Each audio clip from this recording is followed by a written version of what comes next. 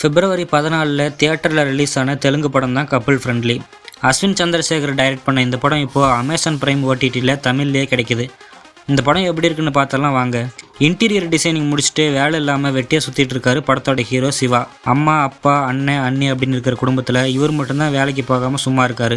வீட்டில் தண்டச்சோறு தின்னுட்டு இருக்கேடா அப்படின்னு தினமும் அப்பா திட்டுறதை இந்த காதில் வாங்கி அந்த காதில் விட்டுட்டு போனாலும் ஒரு கட்டத்தில் வேலைக்கு போகவே ஆகணும் அப்படின்னு முடிவு பண்ணிட்டு சென்னைக்கு கிளம்பி வராரு. சென்னையில் ஒரு ரூம் எடுத்து தங்கி பைக் டாக்ஸி ஓட்டிக்கிட்டே வேலை தேடிட்டு இருக்காரு. அதே சென்னையில் ஹாஸ்டலில் தங்கி வேலை தேடலாம் அப்படின்னு வந்திருக்கவங்க தான் ஹீரோயின் மித்ரா. வீட்டில் கல்யாணம் பண்ணிக்கோ அப்படின்னு தினமும் தொந்தரவு பண்ணுறதுனால ஃப்ரெண்டு வீட்டில் தங்கி வேலை தேட போகிறேன் அப்படின்னு சொல்லிட்டு இவங்களும் சென்னை வந்திருப்பாங்க. ஒரு சூழ்நிலையில் ஹீரோ அண்ட் ஹீரோயின் 2 பேரும் மீட் பண்ணுற மாதிரி சுச்சுவேஷன் வருது. அதை தொடர்ந்து 2 பேருக்குள்ளேயும் காதல் மலருது. இந்த விஷயம் 2 பேரோட ஃபேமிலிக்கும் தெரிய ஆரம்பிக்குது. இதுக்கப்புறம் என்ன ஆச்சு அப்படின்றதான் இந்த கப்புள் ஃப்ரெண்ட்லி படத்தோட கதை. இந்த படத்தில் பிரமிப்பான விஷயம் என்ன அப்படின்னா பல காட்சிகளை நேரடியாக லைவ் லொக்கேஷனில் ஷூட் பண்ணியிருக்காங்க. சென்னை மாதிரி ஒரு பரபரப்பான சிட்டியில் ஓப்பன் பிளேஸில் ஷூட் பண்ணுறது எவ்வளோ கஷ்டம் அப்படின்னு தெரியும். இருந்தாலும் இந்த டீம் அதை பர்ஃபெக்டாக பண்ணியிருக்காங்க.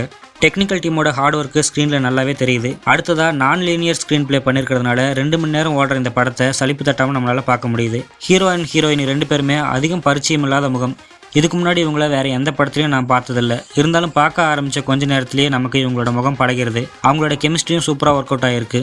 சென்னையை இவ்வளோ அழகாக காட்ட முடியும் அப்படின்றத இந்த படத்தை பார்த்து தான் நான் தெரிஞ்சுக்கிட்டேன். சினிமோட்டோகிராஃபி அட்டகாசமாக இருக்குது. சினிமோட்டோகிராஃபர் தினேஷ் புருஷோத்தமனுக்கு ஸ்பெஷல் பாராட்டுக்கள். ஆதித்ய ரவீந்திரனோட மியூசிக்கும் பாடல்களும் படத்துக்கு இன்னுமே பலத்தை கூட்டியிருக்கு. ஹீரோ அண்ட் ஹீரோயினோட பேரண்ட்ஸாக நடிச்சிருக்கவங்களோட நடிப்பும் ஹீரோவோட அண்ணியா வர்ற அஞ்சலி நாயரோட நடிப்பும் கவனிக்க வைக்குது. யோகி பாபு ஒரு சில சீன்ஸில் வந்தாலும் காமெடி சீன்ஸ் எல்லாமே கலக்கல் ரகம் தான். இவங்க போக லிவிங்ஸ்டன், ரிஷிகாந்த், சுனில் ரெட்டி அப்படின்னு துணை நடிகர்கள் எல்லாமே நல்லாவே பண்ணியிருக்காங்க. படத்தோட டைரக்டர் நம்ம ஊர் அப்படின்றதுனால நிறைய தமிழ் நடிகர்கள் நடிக்க வச்சிருக்காரு. இந்த படத்தை பார்க்கும்போது ஒரு தெலுங்கு படம் அப்படின்ற ஃபீலே வரல. ஃபர்ஸ்ட் ஹாஃப் முழுக்க பல நல்ல காட்சிகளை வச்சு படம் சூப்பராகவே நகருது. ஆனால் செகண்ட் ஹாஃப் ஸ்டார்ட் ஆகும்போது சயாரோ, தில் பச்சாரோ, டியர் காம்ரேட் மாதிரி பல படங்களை இந்த படம் ஞாபகப்படுத்துது.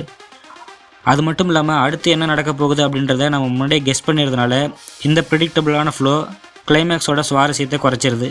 மற்றபடி சின்ன சின்ன குறைகள் இருந்தாலும் மனசுக்கு நிறைவான ஒரு படம் தான் இந்த கப்புள் ஃப்ரெண்ட்லி.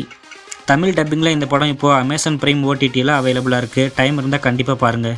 யூஸ்வலாக வர தெலுங்கு மசாலா படங்களுக்கு நடுவில் இந்த மாதிரி ஒரு ரொமான்டிக் மூவி வர்றது ஆச்சரியமாக தான் இருக்குது.